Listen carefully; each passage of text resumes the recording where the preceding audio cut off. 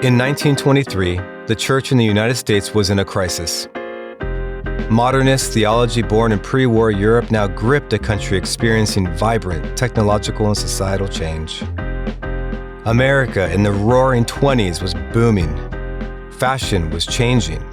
Music was faster, louder. Buster Keaton and Charlie Chaplin were astonishing moviegoers with impossible stunts. The cities were electric. Industry was accelerating. The country was 3 years into progressive prohibition of hard liquor. For the first time, a person could fly non-stop from New York to Seattle. And even though much of the country remained segregated by race, women had recently won the right to vote, electing President Harding. Progress had reached the countryside too. Mass-produced cars, trucks, and tractors replaced horses and wagons, transforming the very landscape. Telephones and the advent of radio meant that information traveled faster than ever. Politics, technology, identity, power, science, everything seems to be changing. So why not faith?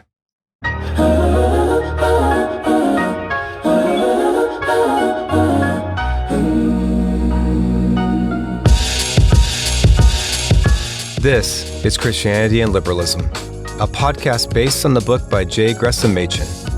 In this show, we'll be discussing a modern-day church in crisis and engaging with Machen's classic text to see what lessons we can learn and apply 100 years later.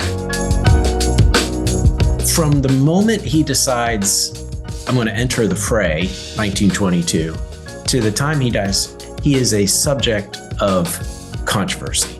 The church really needs to wake up, and Machen is just that shot of lemon juice in the eyeball that we need.